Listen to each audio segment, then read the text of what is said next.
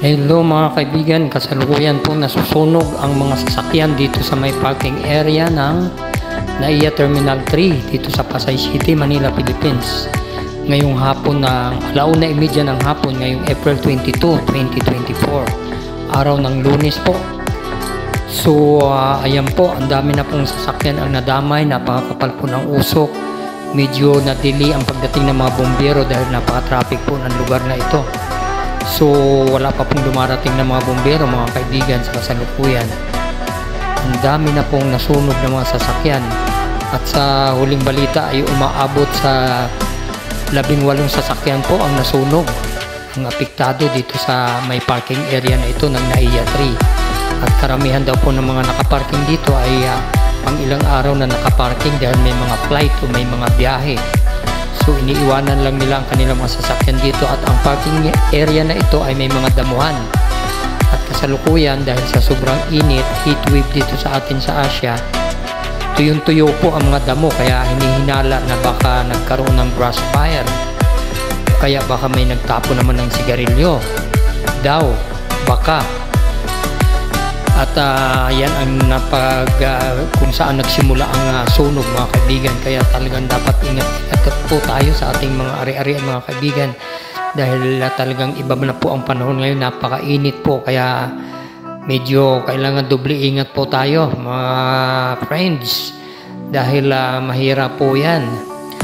A fire broke down at the NAIA Terminal 3 parking area. Almost 18 cars had been burned down just this afternoon of April 22, 2024, Monday, 1:30 PM, just this afternoon mga kaibigan. So ayan po,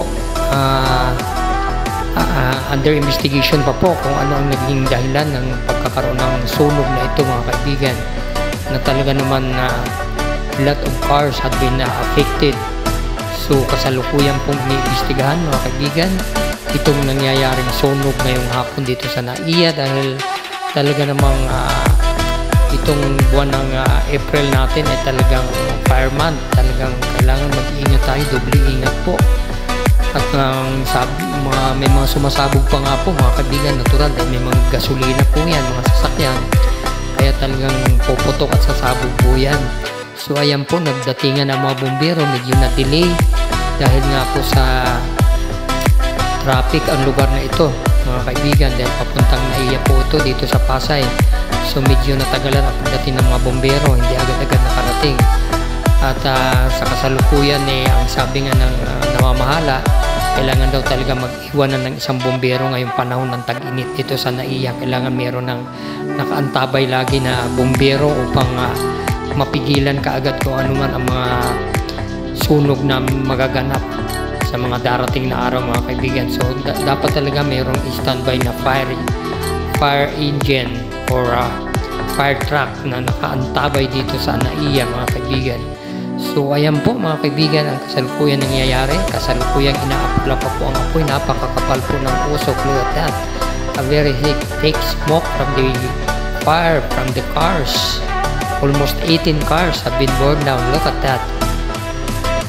You can even hear bang bang bang. Oh my God. Look at that. So we must be careful my friends, especially nowadays that we're having a heat wave here in Asia, here in the Philippines. Okay, bye bye everyone. Thank you for watching. Take care and God bless.